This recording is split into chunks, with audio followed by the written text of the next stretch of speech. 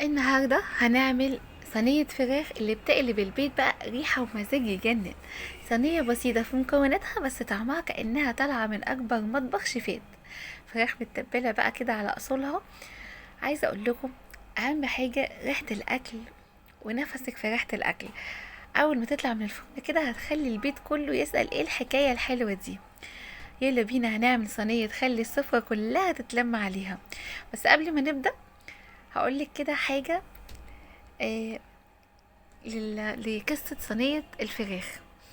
تعالى اقولك حكاية لطيفة كده عن الاكلة دي. صينية الفراخ بشكلها اللي احنا عارفينه النهاردة اتطورت مع الوقت. يعني زمان كانت الفراخ دي بتتعمل بطرق بسيطة جدا في البيوت، ومع كل بلد وكل ست بيت كانت بتضيف لمستها. بدأت تبقى بالشكل اللي احنا بنحبه ده دلوقتي. يعني بصي كده الأكلة دي مش ليها شخص واحد هو اللي اخترعها. الأكلة دي اتولدت من تجارب ستات بيوت كتير قوي، وكل واحدة كانت بتقول طب ازود بهار، طب احط خضار، طب اعملها في الفرن بدل الحلة، لحد ما وصلت للشكل الجميل ده اللي احنا بنعمله ده دلوقتي. ويلا بينا نبدأ، وما تنسوش تعملوا لايك وتعملوا اشتراك للقناة وتفعلوا الجرس علشان يوصلكوا كل الوصفات الجديدة. اول حاجة بجيب بقى الصينية بتاعتي اللي هعمل فيها الفراخ. احنا الوصفة دي سهلة جدا، مش هتاخد ولا ولا هتستهلكي اطباق او حاجات كتير، كلها في صينية واحدة.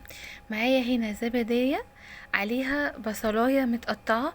انا الكمية دي هعملها لفرخة واحدة بس، اما لو هتعملوا طبعا فراخ اكتر هتزودوا، مثلا هتبقى زبديتين مش زبدية واحدة.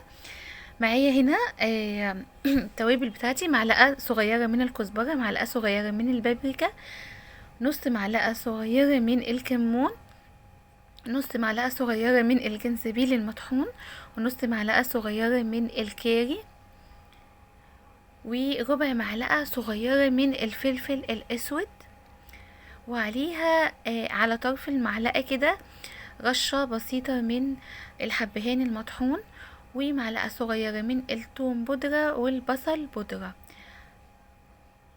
وبعدين مكعب مرقة دجاج واحد، وبحط عليها معلقتين من الخل وخمس فصوص توم مهروسين، وطبعا بحط الملح بتاعي.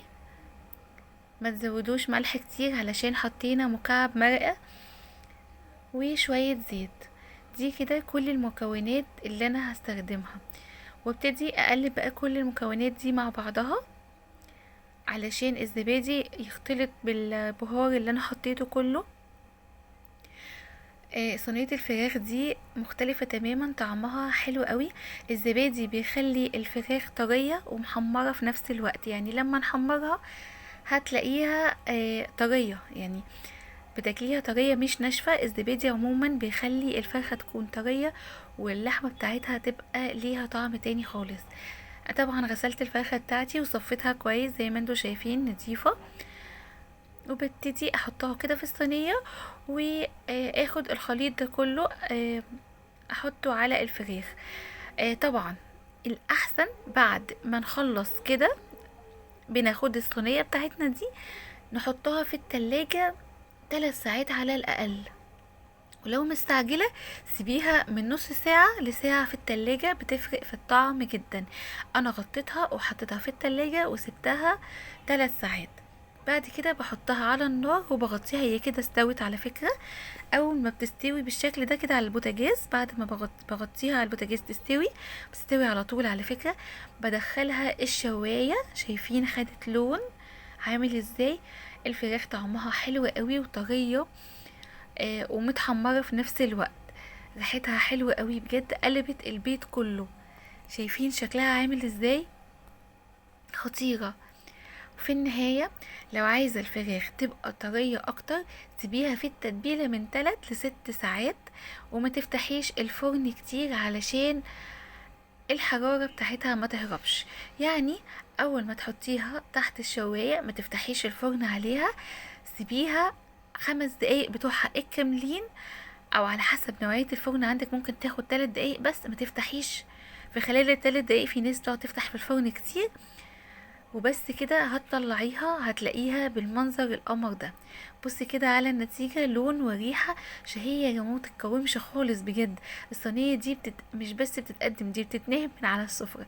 جربوها وقولولي مين اول واحد خلص عليها عندكم.